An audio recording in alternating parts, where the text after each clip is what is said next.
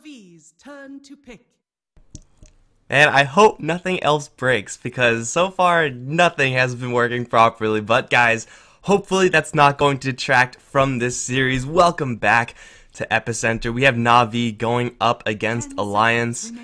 Need I say more? It's referred to as many things, but you know what? Despite it being a real classic matchup, I don't know, for me at least, it has kind of lost its charm since like the teams have swapped up so much. I mean, Alliance versus Navi used to be a great matchup when they, used to be the rosters that we all knew back then. But nowadays, we'll see if that spark is still alive as they go into one of the two best of threes. You have a little bit of delay between the two of them, so I'm not really sure what's gonna be happening then. But either way, still should be a pretty good series. I'm Mike Loris, gonna be your caster for this game, and man, if anything else breaks, I'm just gonna frickin' lose it, tilt out, and the rest of the cast is gonna be horrible. So you guys are gonna have to hope that technology is on my side today.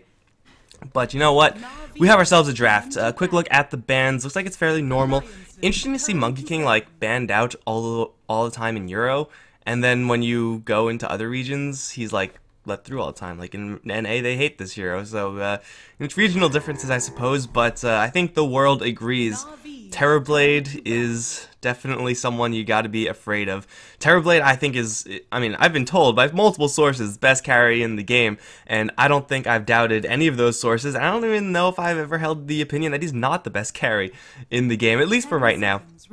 Can do many things with this hero, and of course the Warlock for that additional bit of team fight. Added to the opening of Navi, Alliance Legion Commander, very early pick. You know what? Can't really fault them for that. They've Legion Commander definitely one of those primo powerful heroes, and Io definitely an Alliance hero through and through, so, it's all normal there. The interesting thing comes in these bans that are kind of forced now from Navi because of that Io pick, in the Slark, in the Tiny. We've seen a couple of teams mix in Bristleback. I think those are, along with the Sven, probably like the big four that are going to be picked up as like, real IO partners. But if you are going to find yourself in a lane alliance where you're going up against kind of a mediocre to weak safe lane, then you could definitely run the Legion Commander IO and just absolutely destroy it. Now up against a Terrorblade, Warlock, and now a Tusk, I'm pretty sure that's not quite going to be the scenario here if they do try to run that. The game plan usually with that lane is you get a lot of movement speed on Legion Commander, you run at the softest hero you can find, and then just right-click them down. And you can't really do that because Terrorblade will just turn around and fight you. Tusk is rather durable as well, so yeah, you might be able to get some right clicks in, but with the metamorphosis, with the poking from the Warlock, and the heal from the Warlock especially, I'm not really sure if that's going to be a feasible way for Alliance to at least aggressively play through that off lane. And okay, we have a new hero. Does this hero just get added to Dota? Does anyone know what this guy does? Skywrath Mage, the pick for Alliance, is definitely a decent matchup hero, at least in a vacuum, versus Terrorblade. Like the overall power level of Skywrath Mage notwithstanding, magic damage is definitely what you want up against that TB. A proactive silence up against that Warlock, the fact that he is able to just wander into a lane and kind of aggressively support it as opposed to the Io who defensively supports it. Very powerful with that Skywrath, and, well, a little bit better now that there's a Clockwork on the other side. Clockwork, the pick for the Navi side, is going to paint a secondary target for the Skywrath Mage. The primary target is, of course, that Legion Commander duel. Really, really classic combo right there. Just duel him and drop a flare on him. And, well, Terrorblade definitely not going to survive that. Tusk probably same thing. Clockwork may actually, but if he has a Blade Mail, ooh, you don't want to be doing that. That is a bad idea. Skywrath Mage, I'm not really sure if I like him defensively here at all. Like, he is paper thin, and Tusk, Clockwork on the other end. I think Skywrath Mage, they still have 0 base armor. It's definitely very low amounts of base armor, and Terrorblade does a lot of physical damage, I hear. So the Skywrath Mage is definitely a powerful hero if he's way, way, way in the back and is just not going to be touched by anyone. But not really sure if that's really in the cards. It's definitely difficult to maintain your positioning up against a Tusk and a Clockwork, who are both going to be looking to get on top of you in some way, shape, or form. Alliance, they have a hero that will try to resist that in the Ember Spirit. I do like this pick quite a bit. I mean, you look at the Navi side, see the clockwork, a little bit of crowd control effects. It is decent at chasing down Ember Spirit, I suppose, but it's not really what you want in order to pick him off. And the other stun, the Tusk Punch, the Warlock Rock, it is definitely a little bit lacking as far as good crowd control versus the Ember Spirit from the Navi side. Now, they're lacking their mid lane hero, and there are a couple of big mid lane heroes who still have stuns. Not the Shadow Fiend, he doesn't, and he's banned out anyway. Lina, the pick for Navi, definitely would be a favorable one. I don't think I've seen Lina versus Ember Spirit and Io, but that's definitely, I would say, still Lina favored. Like, the extra juice that you give to the Ember Spirit is not irrelevant, but Lina can just put out so much extra damage that it may just not even matter. Also, you're looking at a potential puck for the Navi side, get a little bit more of an early game twist onto the draft. With a clockwork, you're usually not looking to go super late anyway. So, yeah, it would be a fairly strong pick. I mean, Dendy Puck, right? So, yeah, that's also a very comfortable hero for Navi to run. I wouldn't mind that either. Phantom Assassin for the Alliance side. They were looking for their safe lane. Naga Siren banned out by the Navi side, and PA is definitely a hero to have up against Terrorblade. Physical damage, purely that Phantom Assassin. So running into a lot of armor is definitely somewhat of a risk. They have a lot of physical damage. Phantom Assassin, Legion Commander. And Terrorblade will have a pretty good matchup there. But still, for Alliance, this is a hero that can take Terrorblade 1v1, simply because of that blur. Terrorblade really doesn't want to be building any sort of MKB, although he kind of might have to up against that Phantom Assassin if he's going to look to duel her. So yeah, you have the crits, you have the blur, and usually that's just going to put you a little bit of an advantage over that Terrorblade. I don't think Phantom Assassin's going to really change the mid lane for Dendy all that much, at least from the heroes I mentioned. Still have a good matchup versus the Ember Spirit. Phantom Assassin is not really going to put a damper into any of those other heroes. Although this is going to open up a couple of options here for the Alliance side. I mentioned Io Legion Commander. Ooh, Storm Spirit. That's interesting. I mentioned Io Legion Commander. Io Phantom Assassin works in a very similar fashion. You just, tether up your buddy and then just start going ham.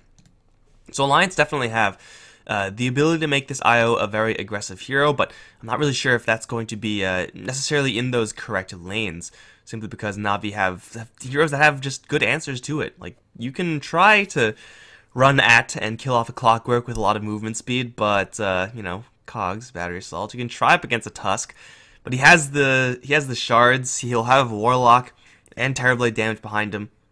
It's going to be a little bit rough. Now, the Storm Spear pickup for Navi is going to give them a lot of initiation, which is going to mean that they are going to try to play at least as much as they can the tempo game. Oh my god, is everything working properly now? Lucky me. But I'm not really sure if I can call it a problem of the Storm Spirit or just like a side effect of the Storm Spirit, is that though he does have a decent matchup versus the Ember, he is still up against, well, I would assume a little bit of a Skywrath Mage poking in towards that mid lane. That spam is definitely not something that Storm Spirit really wants to put up with, and if Io is going to show himself up in that mid lane as well, which is definitely possible, then Storm Spirit is going to be in a little bit of trouble. Alliance do have a couple of good spells in order to deal with that Storm Spirit. This Skywrath Mage, though he is, again, defensively in an absolutely abysmal position. Offensively up against Storm Spirit, it does not get better than this. Point click, you're silenced for a very, very long time. So Ancient Seal going to be an absolute all-star if Hanskin can actually survive. So, good luck to him. But for right now, going to load out into our lanes. Navi going to give that clockwork over to the General. Saniko is on that Tusk. Over towards mid lane, it's obviously Dendy on that Storm Spirit. Biver is on the Warlock, and that leaves Pycat on the bottom lane, Terrorblade. Over on the Alliance side, Ember Spirit, played by Limp, is going to be going mid. Got Jonas Fan, the Legion Commander in that off lane. Loda, the Phantom Assassin. Got EGM. The Io and Hanskin, as I've already mentioned, be playing that Skywrath Mage, and it looks like I'm not really sure if you want to be doing that as an Io and a Skywrath Mage trying to steal a rune. Mostly because when you're fighting over runes, there's a lot of right clicks traded. And again, 0 armor, 0 armor. Well, I guess Phantom Assassin has 4. Dendy's going to start things off by working down EGM General off to the side. Start poking into Loda as well. Dendy's gonna take a lot of damage from those bolts of Handskin. But it will be a 2-for-2 exchange. Oh, shards perfect from Saniko! Trapping Handskin in the tower, that's first blood! What an absolute baller. Holy crap. Now, we've been seeing a lot more Tusk nowadays. I think it's partially because Earth Spirit nerf's kind of catching up to him and teams kind of shying away from it, but they still kind of want that effect, and it's not going to be Monkey King, it's not going to be Treant Protector, it's going to be the Tusk. And man, oh man, it literally does not get better than that. Let me tell you, I've seen some Tusk shards in my day, guys, but that I have never seen before, and he's actually going to show up again. EGM at least has a tether, so shards aren't going to be fantastic at actually controlling the IO. Seems like we may have some lag, or maybe not, but still EGM up against these heroes, he does have to be careful. Again, IO taking hits, never really what you want. And if they force out a tether and still have shards afterwards, still can be a lot of damage. He'll get out of there, he'll be just fine. Take a quick sweep of the other lanes first of all. Dendy versus Limp, definitely a lane where either of these two heroes can die simply because they both have very low range. Even if there's no rotation, we can see already Dendy putting the screws to Limp. He's just looking for that race to level 6, and if he's going to get a kill, fine. If not, not really a terribly huge deal for him. This is a lane actually where Jonas Fan can get quite a bit done until the Metamorphosis is actually popped. He'll take a little bit of chip damage here, but Terrorblade in his melee form with the poke-in from the Warlock is something the Legion Commander can absolutely deal with as long as he has a little bit of regeneration. We can see he's prepped up with a fairly standard amount, and he is pretty much ready to go. And of course has the Shrines, which the Ember Spirit is most likely going to be more than happy to crack into a little bit earlier on as well. Still, it's not going to be a lane where Pycat's really worried about anything. He is taking a lot of right clicks though. A couple of lucky procs from Jonas Fan, but this is the entire point of this lane really. You get Pycat with that heal, and with all of his insane right-click durability, you're never really going to die here as Pycat. So, expect the bottom lane to be a little bit of a quieter lane. And of course, that means we got to keep our eye on Saniko. Gonna try to give General as much of an edge as he can up towards his top lane, but of course, the Blink Strike in, and the spam from the Skywrath Mage puts in quite a bit of damage. These things hurt like hell, man. Even at level 1. If you're in range of the Skywrath Mage, you're going to be taking an absolute beating. Damage being traded, the end result still is going to be lanes that are mostly a wash. Except for that first blood, of course, but Loda's still CSing pretty happily, despite being up against a little bit more of an annoying hero in that Clockwork. These cogs serving to separate the creeps usually keeps those melee heroes out of the lane. But of course, Phantom Assassin with the dagger, as long as she has enough mana to use it, is able to function normally as well. Jonas Fan taking a lot of damage over in the bottom area. Right click's gonna be pretty high. I don't think it's enough. Just barely gonna get himself out of there, and will shrine up in the base. Oh, Dendy getting into a fight with Limp in the meantime. EGM with the balls, trying to go for Dendy, but Saniko has arrived. Right click on EGM. Shards through, looking for Limp as well. They don't quite catch up to him, but Saniko with his rotation will be a little bit better than Io on his. That's, I mean, it's a Tusk. What do you really expect, right? Are you not the jovial sort? Level 4 Storm Spirit after surviving that gank. And the door for an Ember and an Io to kill off a Storm Spirit is fairly rapidly closing. EGM's going to do what he can here, but as long as Saniko is, again, at all in this mid lane, there's no real hope for the Io. Of course, this is going to weaken the top lane quite a bit. Clockwork is still going to go up there, still going to do what he can to mess with Loda. But as far as kill power is concerned versus the PA, absolutely need that Tusk there if that's going to happen. Saniko going towards the bottom lane, though. The opportunity to wall off Jonas Fan with shards is perfect, it looks like. They'll lose Dendy in the meantime, though, and there are still not many heroes here to right-click down Jonas Fan. Shadow Word has already been used for most of its duration, and it looks like he'll get back up to the high ground. There's no shrine, but he still will survive. And Storm Spirit level 4, no backup. She got dove, but speaking of people dying, Handskin will run into General, and Battery Assault is definitely an ability. Level 2, right clicks, of course, with no base armor on that poor Skywrath Mage. And General, really good read, is definitely going to get a free one. Half good read, half just seeing the Skywrath Mage, perhaps, with that Observer Ward. And kills being traded. Ultimately, CS is still looking rather even, all things considered. Although snowball in towards Limp. Shards are there as well. The chains are going to be perfect onto 2. And now as the IO comes in with the Skywrath Mage, they'll try to get some sort of return play. But Suniko's well and clear, as is Dendi. Nothing going to be happening there. They're going to leave Loda up towards top, though we can see General already springing into action. Battery Assault is a real ability. Loda going to try to hug the neutrals, try to mitigate a little bit of that damage, and for the most part, it'll be kind of a waste of General's time to even try to go for that. But no mana on the Phantom Assassin. The cogs starting to hit that critical massive mana burn. 25 mana is not that much, but it seems like a lot when you have 0. Jonas and Fan bottom lane, right clicks, not quite enough again. And this Legion Commander has been playing things a little bit fast and loose on in this game in general. But still surviving is all that counts. CS-wise, tied up, and oh, chains onto Dendi. Snowball's gonna slow down Limp a little bit, but Hanskin's bolts do so much damage, and they're still gonna work with that Flame Guard to roast down Suniko. Not quite enough damage to get the kill there, but Dendi, thinking he has the backup is right, but not as right as Limp thinking that he has his. Man, roaming Skywrath Mage. What year is it? Please somebody tell me. Roaming Skywrath Mage up against roaming Tusk? We're going to jump into a time machine for a little bit here. General is going to wander into Limp, who does have a little bit of mana now with the stick charges, so he's not in any danger whatsoever. General's taking a lot of damage. Here's the jump forward is committed, though the snowball will buy them a couple seconds worth of time. Shards to block off Limp's escape. General put up cogs. That'll trap EGM. I don't think he has enough time. No, he does. He's just going to right-click Suniko, looking for a clutch escape, but dies anyway. Although the jump back in from Limp is going to get them a return kill. 2 for 1 so far. PA now showing her face. Dendi with the ball is going to get himself out of their hands. Taking tower shots. Got to watch out there, bro.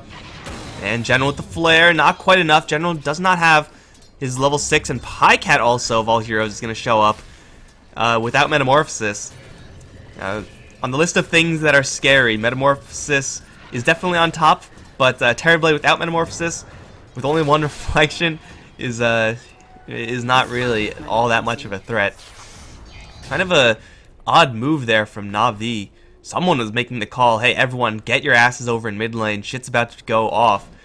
And Pycat was, I guess, following orders. Good player, but there's a lot of time off the lane for a Terrorblade, and a lot of time in lane for a Legion Commander.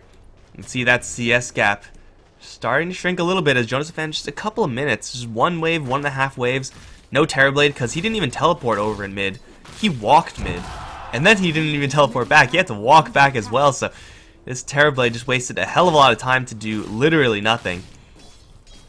A little bit of a rough exchange there, though. They're looking for Jonas and Fan. Shards will catch slightly. There's a reflection. There's the Metamorph as well, but with Limp teleporting in, not much they can do about it. Doesn't really have a lot of spirits to jump to.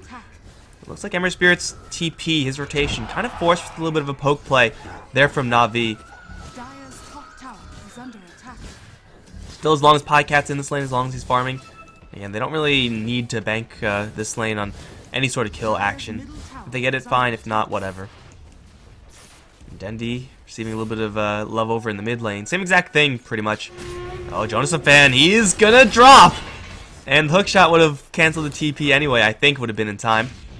Finally, they get their kill on the Legion Commander, Dendi. And he gets triple jumped by Limp. I think he dodged that last one. It definitely seemed like he didn't take all the damage there. And with a haste rune, you know, Storm Spirit's pretty fast. At his first hookshot from General used, can't really blame him for missing that one, but still, the cooldown on hookshot, it doesn't really feel like a black hole or anything like that. When you're playing Clockwork, it feels so long, that level 1 hookshot cooldown. It's like, God, when can I just go and kill someone again? And you could tell that he is itching to do so. And the build that he's been allowed to go for, maxing out the battery assault, gives him the most kill power possible. Looking at that Skywrath Mage, the IO, to some extent the Legion Commander as well.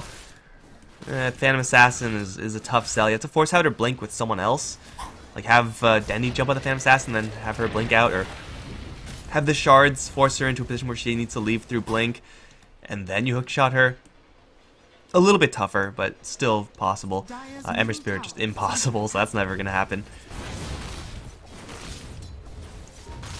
Pycat still be farming. Jonas and Fan looking at that level 6 pretty soon. Unfortunately, Skywrath Mage is a little bit behind that, as you would expect, really, but they're going to make that pretty classic rotation nowadays. Get the mid laner or the safe laner, whoever's probably more capable of jungling, into the jungle or on the roam, or, you know, in this case, jungle. Get the supports over in that lane. And so far, we haven't seen that move from Navi. It is most frequently done on Warlock, I would say, simply because he has the most to gain from being level 6. But in this context, the Skywrath Mage has a lot to gain as well, so yeah, we don't see Skywrath Mage all that often, but it still works. General, with that fresh hook shot, we're going to link some people up. Well, in the meantime, just buying a little bit of cover for Pycat to go to work. Tower damage on Terrorblade? What tower damage? Now, he's going to destroy that one in the blink of an eye while tanking tower shots all the while. And Limp, he's smoked up. Is anyone else smoked up? Did they all just not smoke? Hookshot in is off the mark from General. Still flares, sees 2, realizes he probably shouldn't be here. Gets leashed down, but with the cogs, they'll respect the Clockwork's defensive power and back off, but the jump is there. Snowball will catch Limp, shards the block as well. He does still have a lot of juice, plus with the Shrine. Navi have overcommitted here. Walrus Punch onto Limp. They'll try to focus him down, but a huge overwhelming odds from Handskin is going to destroy Saniko. And now the taunt in onto the Terrorblade. The cogs go up, protecting the Terrorblade by quite a bit, and he's going to go down, but it will not be a dual win. Still for Navi, they've run out of gas. The Clockwork going to be leashed down. He's going to try to make it out, but the overwhelming odds again will crush the health pool of that poor Tin Man. And Alliance, off of just a couple of level 3 overwhelming odds casts, are pretty much just going to destroy Navi. And, I mean, that's just the difference of not having that Warlock level 6 and a couple of more experience levels. That could have been very different. Trying to go in for an Ember Spirit and then into the enemy Shrine. Granted, they didn't really fight in the Shrine, but you don't really want to be touching this at all. And you don't really want to be trying to overcommit towards an Ember Spirit either. They don't really have enough control to effectively lock down an Ember Spirit, and they really won't have enough control until, I would say, Dendi picks up an Orchid. It's going to be a long time before they can realistically kill Limp, focusing him first thing, especially with an Io who you know is behind you, especially after you've missed the hook shot. Just a very greedy, aggressive play there from Navi, trying to leverage the shards, and you know what, again, I do love me some Tusk plays, but there's a time and place to capitalize off of shards, and that is definitely not it. They will give Biver a little bit of time over in the bottom lane, have the Pycat Terrorblade rotate out. Pretty standard Terrorblade moves. Take your own tower, or even don't take your own tower. And as soon as you have Metamorphosis up again, just go in towards the other lane. Saniko, though, over in mid is in a little bit of a pickle. Silence now, and with the flare, oh my god, he's super dead. So dead that Jonas and Fan couldn't even arrive in time for the duel.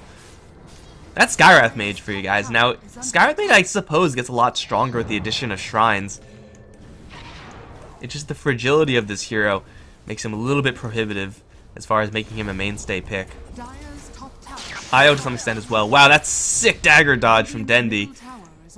All planned, obviously. By the way, over in mid lane, Limp taking a tower. Saniko gonna drop a Walrus Punch on him, but again, you're never gonna kill that Ember Spirit. He does secure the tower, as does Pycat up towards top lane, so fair is fair. Jonas and Fan sitting on an Observer Ward, has a lot of backup behind him. Dendi knows and sees everything. Does he actually want to fight this? He's going to jump in towards the Legion Commander, but now the Io going to jump in as well. Reflection does go up, as will the Metamorphosis. Here comes the Snowball and the Tusk. That'll be 2 dropping instantly in general. He found himself his target finally. It's Handskin in the cogs and down. Limp off to the side, Loda off to the other side. Nothing they could really do about that. Loda really doesn't want to be in these fights if he can help it. He wants to be in those 2v1s, those 3v1s, or the 1v1s up against Biver. Rolling lucky, Loda is not. A little bit of hero switcheroo there. A lot of fast damage going in towards that Legion Commander. Power treads, not even a poor man's shield, and Pycat at this point working out with the maxed out Metamorphosis. Gotta respect that if you're Alliance. Your combo of the Skywrath doesn't land. Well, they're gonna try to go for Pycat, but a quick snowball from Saniko is going to get him a little bit of extra time to get that Sunder off. He is going to run out of his Metamorph, though. Limp is low on mana. Can they kill off PyCat? By the way, people are dying elsewhere. As General seems like he made an even trade for an IO in a 2v2 that happened over in bottom lane. Classic Mike chooses the wrong fight to watch because it looks like stuff is going to happen. And then it just doesn't. Feels bad, man. But hey, I mean, it's only an IO kill. For the Navi side, Alliance can be pretty happy with that exchange. Actually got the kill. It was EGM, and EGM got the kill, then died. A little bit of extra gas for Dendi, building in towards that Bloodstone. So he's going to be certainly happy about that, but you know, IO getting levels is definitely a threat as well. He already has the maxed out balls. Overcharge on the just defensively, period, is going to be pretty sick up against Navi. But of course, if you drop that on your Phantom Assassin, your Legion Commander, they're going to be tearing people apart. Wonder if Limp knows where Navi are off of that flare. It's sometimes really easy to read where the flare comes from if you're, if your screen's in the right spot. If you're not looking there, though, you just get hit. You don't know. General, wandering in. He's going to find a hero that cannot defend herself. Although the Mud Golems are going to defend her for her. As they chase after that Legion Commander, still they're going to wander off into the lane. They'll see a couple of eyeballs, and oh no, not this again! I remember this. He's gonna get pushed out of the cogs, but gets punched in the air. And Hanskin gonna fall. Dendi looking for a little bit more. They know that there should be a couple heroes perhaps in the area. They'll see Loda, confirm him, but know that EGM's the one that they have to take care of, because the relocate's the only way they get out of this safely. EGM is gonna tether away. Loda's gonna get a rock dropped on his skull. He's gonna jump in towards Biver to try to get himself out of there, but there's a snowball, there's lightning balls, there's all sorts of balls here on Navi. And they will kill off everybody who decided to stick up on this top lane. PyCat, does he have Metamorphosis? You bet he does. And it's time to roll forward. Tier 2 is not long for this world. Dragonlance, level 4 Metamorphosis, level 4 Illusion, Conjure, and a Golem there as well, just to clear out the creep wave. And the fact that Alliance really don't want to be in these team fights. They really do want to divide and conquer. They will be forced into action, though, knowing that there is no hookshot. There is no chaotic offering, obviously. They will move in. Snowball is going to disperse smoke on everyone and stun 3 heroes on the incoming. Saniko already with a huge opening. Will get flared for his troubles, but that will probably get the Joseph. No, it'll be Limp doing a lot of damage over towards that terribly, but Dendi's going to jump in with General, get an instant double, and now looking for a third as he's going to chase down Hanskin off to the south. It's going to be Biver trying to handle Limp. Not going to happen. General and Dendi now converging onto this Ember Spear, who doesn't have any remnants left. Going to get jumped in by his Storm friend or ally or what? No, it's an enemy for sure. Limp on the run. Cog's not really working out all that well for General. And Limp, he has another Spirit soon. Dendi doesn't have that much mana. Betrayal most foul. Limp should be fine here. He has backup, so he's just trying to bait. But if he baits a little bit too well, then Dendi and General might see Hanskin, and then that's just an easier kill. Oh, Saniko actually saw him first. Jump in with the Walrus Punch. We've seen that before. Saniko will give his life for it. When you're a Tusk, man, you gotta go for those Walrus Punch kills. At least stay consistent to your lore, because you always want to fight, right? That's like Tusk's deal. He likes fighting. Super deep lore, Valve. It's like, oh, what do we say about this guy? I don't know. He likes to fight, I guess. Brilliant, Johnson! Put it in the game. Still Alliance able to isolate PyCat. Dealt with him very quickly. Didn't quite see what happened, but Sunder definitely did not happen there. Limp's magic damage. I assume that's why he was running around with no remnants to jump to. He committed them towards PyCat. Well worth it for sure. I mean, he has the Veil. He obviously has the spell damage talent. So Ember Spirit's burst damage versus the Terrorblade is substantial. And TB, although he does have that lance, really the only thing that he's working with survivability-wise. Survivability from his allies, a little bit slow unless Saniko is just absolutely insane on his timings. With that snowball, Shadow Word doesn't really do all that much. It's level 2, first of all, and heal over time. Not gonna be what you want up against an Ember Spirit with that much burst. General, though, does have Blade Mail, so Hanskin's game just got a little bit rougher. And they will smoke up and see Loda. There's a shrine here, and the cogs are going to do very little, but the snowball is still good with the battery assault. Not quite there. They'll drop a rock on the high ground and see another target even Although, Concussive is going to be launched. Dendy's still going to jump in really far into a dual flare. Gets baited by promises of kills. Will get it, but they'll actually find Pycat in the back firing. Jump out from Limp. As General's going to secure the kill onto EGM. Snowball again. Saniko is unstoppable. Shards perfect again! That does not look like a tight wall, but it is apparently. Limp is stuck in a corner and will go down. General chasing after Hanskin will not catch up to him, unfortunately, for the clockwork. But it's going to cost them mostly just the Storm Spirit and his Bloodstone charges. He's back up again, so he's ready to kick into full gear. Hanskin actually, a little bit close there, but he's going to survive. And Pycat's just going to let loose on this tower. 9,600 net worth on this Terrorblade. Obviously, the faster he, the more farm he gets, the better. But as Alliance will struggle to end up killing Terrorblade, once these stat items come up, then Navi will get into a position where they can just force objectives and even will be able to fight at relative parity should the Clockwork not have his hookshot or should the Warlock not have his ultimate, just because of how strong they can, use their Terrorblade. How strong the Terrorblade is and how much they can use him. And of course that Manta style, All-Star up against those chains, get rid of the slow from the Phantom Assassin, but the big deal is being able to get rid of this this Ancient Seal from the Skywrath Mage. Get rid of that, and you probably guarantee yourself a Sunder, unless you're dueled. EGM is almost dead, now dead, and then he gets chained down. He has a little bit of mana, but gets crushed by the Goomba Stomp of the Ember Spirit. Blink Dagger, Remnants, Dendy. Again, baited by the promise of kills. That is the route change in effect right there. You have Alliance hanging around. They do have Vlad and Deso on the Phantom Assassin. So if Alliance ever find a good 30-40 seconds of downtime, they will be able to jump into Roche and tear him a new one awfully quickly. But up against Storm Spirit, up against Clockwork Flare, not an easy thing to do. They have to win a team fight beforehand.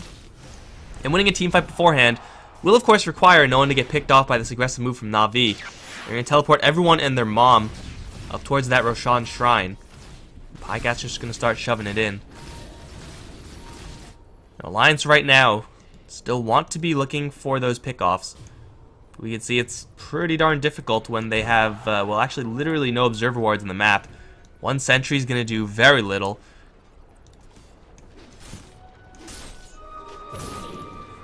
And whenever you have an IO on your team, you always really do need a lot of observer ward coverage. I mean, that's what makes Relocate strong offensively, just being able to find those guys out in the middle of nowhere. I like this one, just being able to, you can kind of read when the enemies are either going to go, from this area into either south into lane or these neutral camps, if the lane is pushing in towards bottom. That will give them, in theory, a lot of opportunities, but Navi just aren't there, so that observer ward isn't really going to do all that much. And Navi have, bigger plans. No Vlad's no problem. Dendy now with the double life, and is going to start building up towards that Orchid, so a nice answer to have versus that Ember. Nowadays, Ember Spirits don't really get items that protect up against Orchid. Still can, of course. BKB, Lotus. I don't think Yule's is really an Ember Spirit item. Maybe if there are more point-click silences other than just that Orchid. But if you land that on the Ember Spirit, you can kill him, but at least his damage is going to be significantly decreased. Alliance looking for someone kind of greedy to show up over in bottom. Pycat is here with a little bit of backup. That's actually a lot of backup. Saniko being in the area with Snowball usually not going to help Pycat quite enough, but with Blink Snowball, it gets a lot stronger. It's like, oh, my friendly Terrorblade got Blink dueled, well, I'll just Blink Snowball and waste the leading commander's time. That's really all Tusk needs, and he will further mess with this Legion Commander with that Yule Scepter. Of course, does get rid of that point-click silence on the Skywrath Mage as well. Just a little bit of a defensive itemization here from Saniko. He played absolutely out of his mind this game. And now he just has to really just stay hidden. Stay in Blink Dagger range of Pycat, but hidden from anyone else from Alliance so he doesn't get relocated upon or anything like that, or jumped by an Ember Spirit. That's all he has to do. This is like This is Tusk's life now. He's just a snowball guy. The guy you call if you want a snowball. Alliance, they are not comfortable fighting Navi in a full 5-on-5 with Aegis on the Storm Spirit, with the Chaotic Offering available on Biver. No Observer Wards mean that there's no real opportunity to separate Navi and take out one person in the back. If they did have vision, this would be kind of where they would want to go. This hero who's really lagging in the back there. Of course, that's not going to work out for right now. Pycat taking a little bit of a beating from this magic spam. Daggers and bolts and chains, oh my. But they're just waiting for someone on Alliance to get a little bit stupid here. Look for that jump in.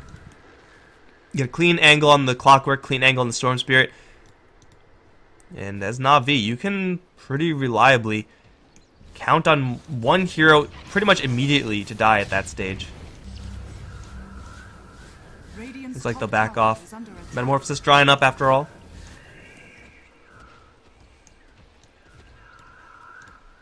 No Metamorphosis, no fight. Alliance know this. Terrorblade still farmed, but unable to actually stay close to his targets. Seeing as though he's not ranged any longer. It is time for Alliance to look for those plays, and they did see Pycat with that with all these Observer Wards actually placed in Navi's jungle. So they know pretty much completely what's the button? There it is. What Pycat's up to. They see Biver as well, and they see Storm Spirit up towards top. A little bit surprised Alliance aren't a little bit more aggressively looking for a play. You pick off Terrorblade right now, you pretty much guarantee yourself a tier 2 tower. Or you know that if Navi decide to fight, they'll be without their biggest right clicker. They'll slowly get into position. Jonas and Fan is gonna show himself off to an illusion. That's awkward.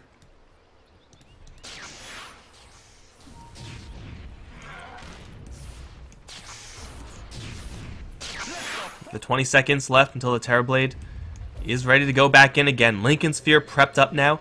The Alliance do have a lot of kind of trash spells to throw into that Lincoln's.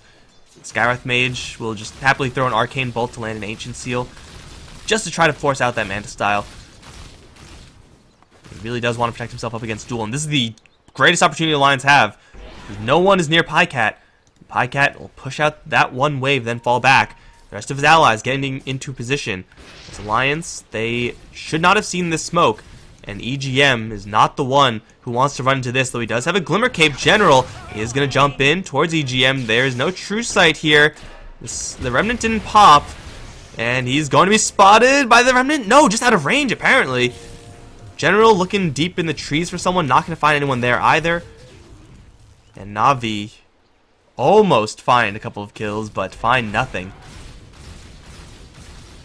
Now we can see. That's the response, right? Oops, the enemy has invis now. It's time to get some detection. No harm, no foul. This build from this Warlock, though. Biver going maxed out in the Upheaval. Working against that Phantom Assassin and the Legion Commander. BKBs will be picked up on both soon, already up on the PA. So, Upheaval,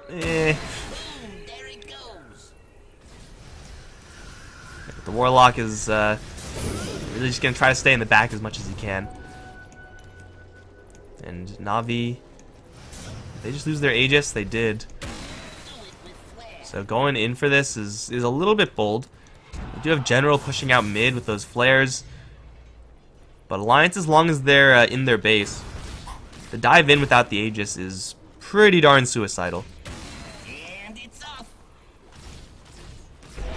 Definitely better for Navi to back off at this stage, because they're all getting something here. Pycat's farming the wave, obviously. In general, I'm assuming he's getting a little bit of CS here and there from mid. Alliance weren't getting anything on anyone, really. They were all just jammed up in their base.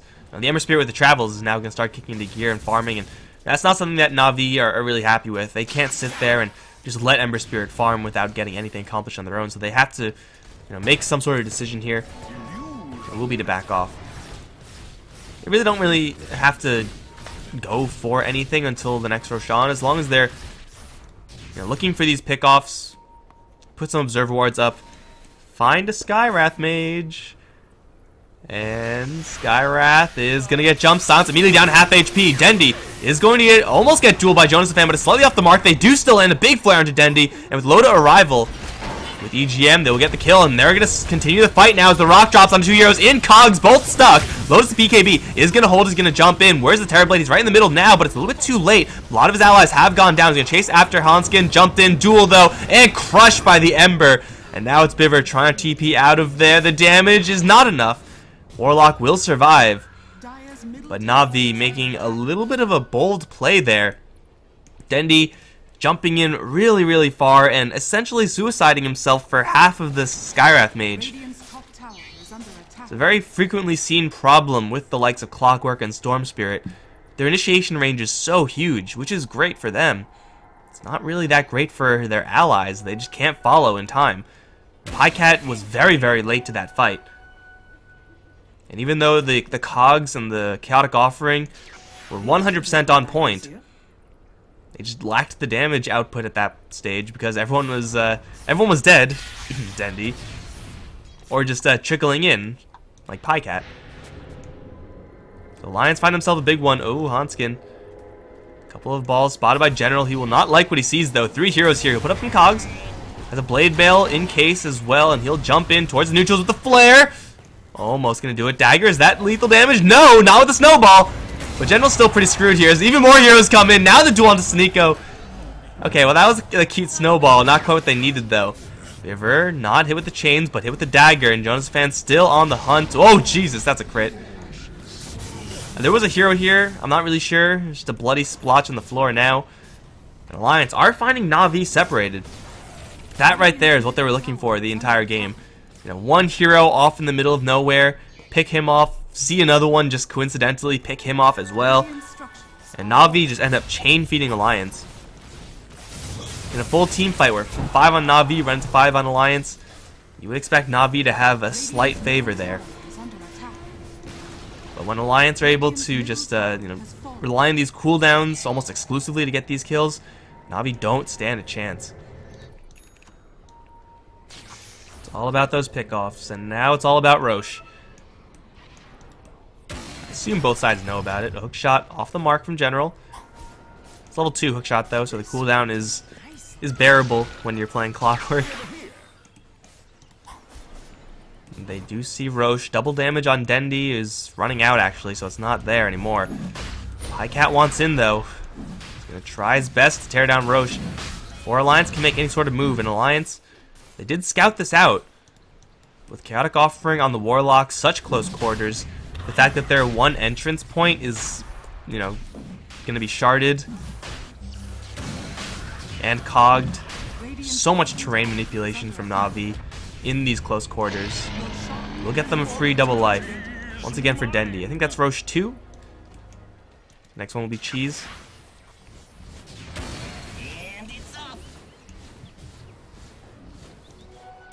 Now we'll see what Navi can do to get control of these lanes. They're somehow able to pick off an Ember. Hey, look, a Lotus Orb. And that will be the doors wide open. That split push really the only thing that's keeping Alliance in. Even when they were sieging this bottom lane, the IO was in the defense. He was not like pushing out this other wave with someone else and with the relocate, looking for the efficiency plays. So at least last time, that play from Alliance was a little bit cautious. You can see Alliance immediately jumping into action, setting up for kills over in the bottom lane with that classic combo of Legion Commander and Skywrath Mage. Top lane being pushed out as well. Limp now knowing that it is very, very difficult to kill him off. Being able to clean himself of that soul burn? Oh baby, it's soul burned. Am I good or am I good?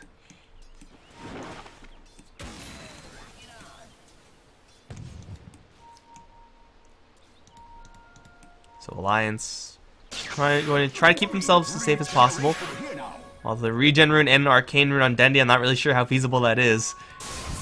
Initiation range is pretty high on this hero. They're looking to group up and set a trap for Limp. But it's not going to happen.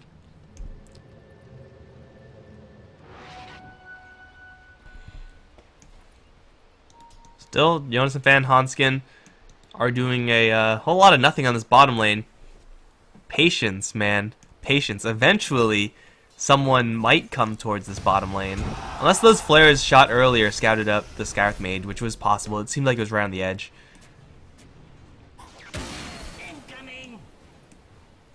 We'll start shoving in top lane now. PieCat has his fresh BKB. Will be a big item to have, but you know, despite that BKB, still damage from Alliance, physical right clicks just from this Legion Commander, and from the Phantom Assassin, and from this Blade Mail as well. BKB a nice item to have, but Sunders have not really been easy for PieCat to cast in this game. Seems like he's always been like dropped kind of low. Right about the time when you think about Sundering, you get triple jumped by the Ember Spirit and lose all your HP. This is a game of whack-a-mole here for Navi.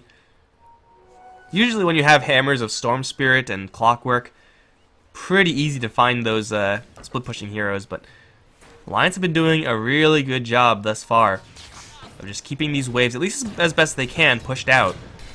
Keep Navi away from their base. And the Aegis is going to still have a little bit of duration here, but Navi making very little progress. Although we'll finally get General pushing the bottom lane.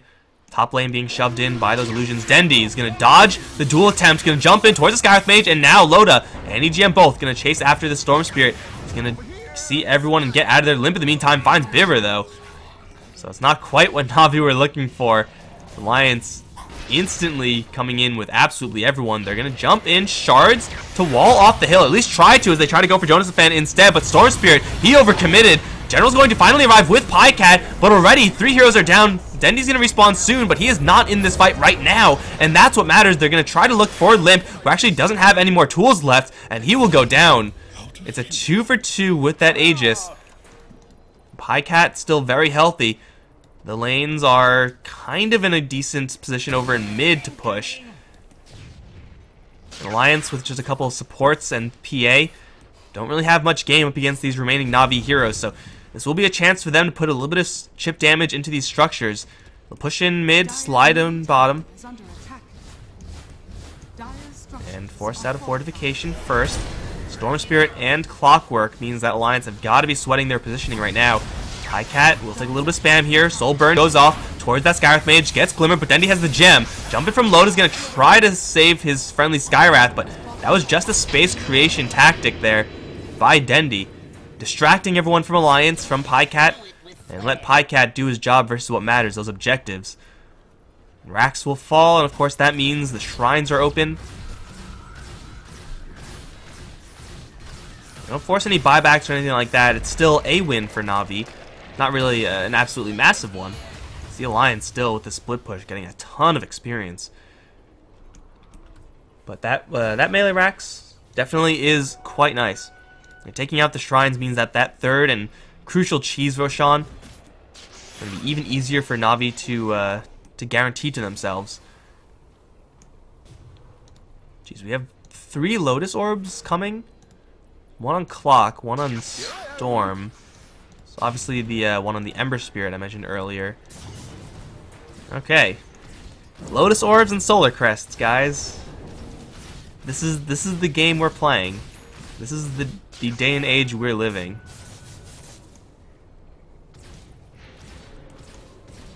Jeez, Aya with Solar Crest Glimmer. Actually getting quite a bit of farm on EGM. 2, 8, and 16. Wouldn't really expect this much, that much farm from a hero who's 2, 8, and 16. I guess 16 is quite a bit, but 8 deaths, man. Feels bad.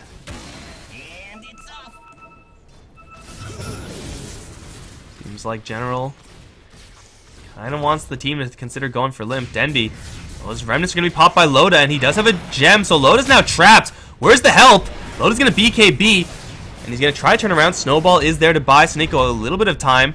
He will eventually jump out of there, but that's BKB forced out on the Phantom Assassin. That means that the doors are wide open for Navi to make a fight. As they jump in towards Hanskin, there's no cogs, though. He's just going to get shredded by the flare, making it even exchange so far. The Golem does absolutely nothing, although Sneeko's looking for a little bit more. Jumps forward. That was chains used for nothing. Dendy's now going to jump forward. He's going to find an IO isolated. Although he is going to get some help from Jonas and Fan. He's glimmered and everything. That still is not going to do that much against the gem from Dendy. Snowball right clicks. It's delayed and glitched out as all hell. But it's still a kill. And Navi make another 2-for-1 exchange. Metamorphosis, though, running low on duration. Means that Navi can't really make any play afterwards. And that was an absolute mess. I'm not really sure what Loda was trying to accomplish there. I mean, maybe he just thought the Storm Spirit wasn't there anymore, but the Storm Spirit has a gem, and he has had a gem for the past 5 at least minutes. He's trying to lean on invisibility like that. It was an invis rune, not really what you want to be doing. Pycat separated from his allies. Lincoln Sphere popped by one of those trash bells. BKB forced out really early, now dueled up, and he's going to take so much damage here. Wall's going to give him a little bit of help, and the duel is going to fizzle, but Pycat, will get the Sunder off onto Limp, forcing him to jump out, and now standing strong. The Lotus is going to start critting into this Terrorblade. Not dead just yet. Denny's going to arrive. Won't be able to save his Terrorblade, but he's going to clean up everyone in the back end. It's a triple kill as Terrorblade, just as a red herring, the tank, to absorb all of Alliance's focus, meant that no one was actually focusing on Dendy. And you gotta worry about the Storm Spirit. He just picked off absolutely everyone in the back lines and is looking for one more. Speaking of picking off the back lines, Legion Commander looking to get in with the help, but gets flattened by Snowball a little bit too late there.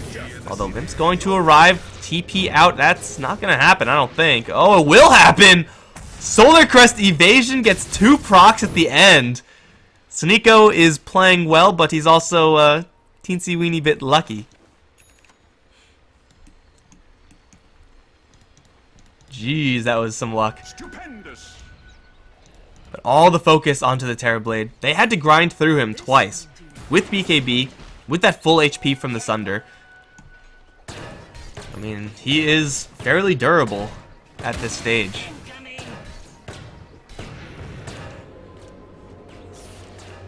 And obviously that's not really what Navi ideally would like their fights to look like. But Pycat being caught out in the middle of no man's land with backup a little bit far away made the best of a really good situation, because that fight, unlike all the previous ones, had a Sunder cast in it.